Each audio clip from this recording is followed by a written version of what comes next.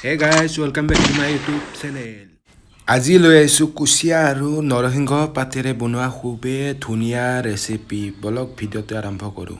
প্ৰথমতে দুটা পিঁয়াজ কাটি লৈছোঁ আৰু আদা নহৰু অলপ পেচি লৈছোঁ আৰু 3টা আলু লৈছোঁ আৰু লগতে নৰসিংহখিনি পিচি ল'ম। কুচিয়া আছে প্ৰায় 1 কিলোমান। এতিয়া কেৰাহীটো পাতি দিছোঁ। এতিয়া মিঠাতেল অলপ দি দিব লাগিব, প্ৰায় 150-200 গ্ৰামমান। এতিয়া মিঠাতেলখিনি গৰম হোৱালৈকে ৰখি থাকিব লাগিব।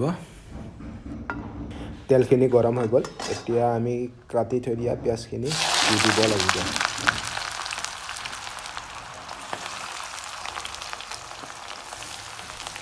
এতিয়া পিঁয়াজখিনি ধুনীয়াকৈ গেছটো মিডিয়াম কৰি লাহে লাহেকৈ আৰামত ভাজি থাকিব লাগিব। গেছটো যাতে মিডিয়াম কৰি ৰাখে, নহ'লে পিঁয়াজখিনি পুৰি যোৱাৰ চান্স থাকিব পাৰে। আৰু পিঁয়াজখিনি লাহে লাহেকৈ লাৰি থাকিব লাগিব। লগতে জলকীয়া দুটা দি দিছোঁ। আপোনালোকে যদি বেছিকৈ খায় বেছিকৈ দিব পাৰে। এতিয়া নিমখ অলপমান দি দিম আন্দাজত। আপোনালোকে চাই ল'ব কিমান দিব লাগে। এনেকৈ ধুনীয়াকৈ ভাজি থাকিব লাগিব পিঁয়াজখিনি ৰঙচুৱা হোৱালৈকে। তাৰপিছতে আমি আদা নহৰুখিনি দি দিম। আদা নহৰুখিনি অলপ টাইম ভাজি থাকিব লাগিব, যাতে আদা নহৰু গোন্ধখিনি নোহোৱা হৈ যায়। এনেকৈ লাহে লাহেকৈ ভাজি থাকিব লাগিব। গেছটো পাৰিলে সৰুৱে কৰি ল'ব লাগিব। আমি মছলিখিনি লাহেকৈ দি দিম। এতিয়া দিলে মানে কেৰাহীত লাগি যোৱা চান্স থাকে। পিঁয়াজ আৰু আদা নহৰুখিনি ভাজি লোৱা হৈ গ'ল। এতিয়া আলুখিনি দি দিম।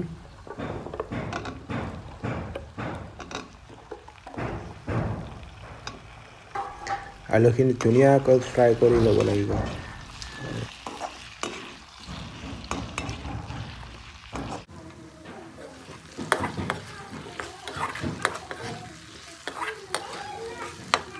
আলুখিনি ভাজা হৈ গ'ল। এতিয়া কুচিয়াখিনি দি দিম। এতিয়া লাহেকৈ লৰাই দি থাকিব লাগিব, লাহে লাহেকৈ। এতিয়ালৈকে যদি মোৰ চেনেলটো ছাবস্ক্ৰাইব কৰি লোৱা নাই, প্লিজ ছাবস্ক্ৰাইব কৰি দিব, লাইক কৰি দিব, শ্বেয়াৰ কৰি দিব লগৰবোৰক আৰু লগতে বেল আইকনটো দাবাই দিব নাপাহৰিব।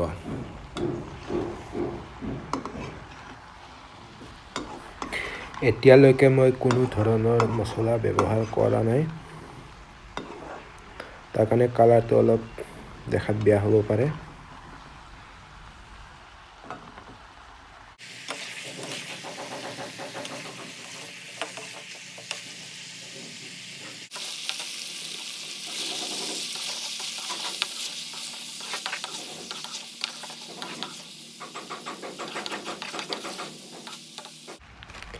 এতিয়া দিব লাগিব মছলিখিনি। প্ৰথমতে দি দিম আমি হালধি গুড়ি অলপমান। তাৰপিছতে দিম আমি জলকীয়া গুড়ি অলপমান।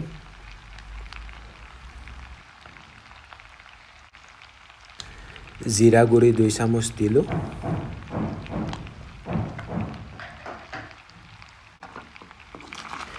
এতিয়া গোটেই মছলাখিনি যাতে কুচিয়াৰ লগত মিলি যায়, হাতেৰে আমি লৰাই দি থাকিব লাগিব লাহে লাহেকৈ।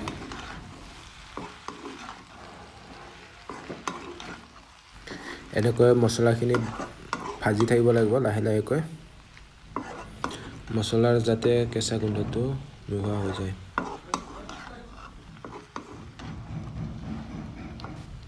এনেকৈ গেছটো মিডিয়াম কৰি ধুনীয়াকৈ ভাজি থাকিব লাগিব। আৰু অলপমান জালুকৰ গুড়ি অলপমান দি দিব লাগিব। সেইখিনিত দেখুৱাব অলপ পাহৰি গ'লোঁ মানে।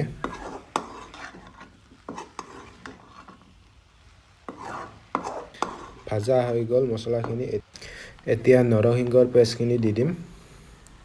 অলপমান পানী মিহলাই কেনে দি দিব।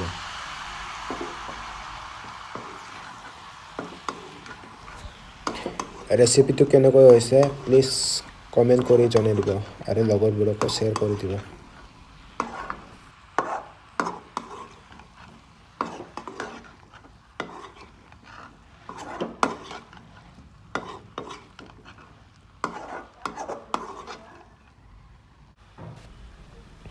এতিয়া পানী অলপ দি দিব লাগিব ভাতৰ লগত খোৱা কথাটো পানী অলপ দিব লাগিব আপোনালোকে যিমান ইচ্ছা সিমান দিব পাৰে পানী মই অলপ বেছিকৈ দিম মানে জোলখিনি অলপ বেছিকৈ ৰাখিব লাগিবতো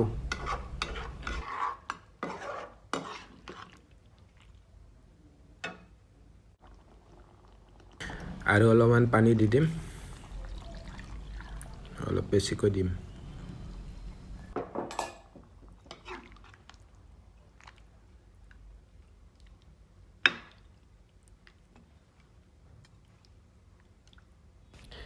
এতিয়া অলপ টাইম ঢাকি দিব লাগিব এনেকৈ লাহে লাহেকৈ পানীখিনি শুকাব দিব লাগিব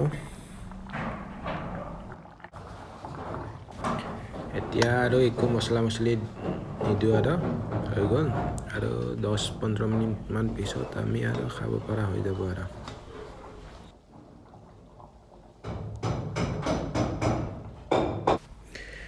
চাই লওক গাইজ কেনেকৈ হৈছে কি ধুনীয়া হৈছে একদম খাবলৈ মই আৰু বেছি টাইম ৰখি নাথাকোঁ আৰু খাবৰ কথা আৰু বাই বাই গাইজ ছাবস্ক্ৰাইব কৰি ল'ব আকৌ নেক্সট ভিডিঅ'ত লগ পাম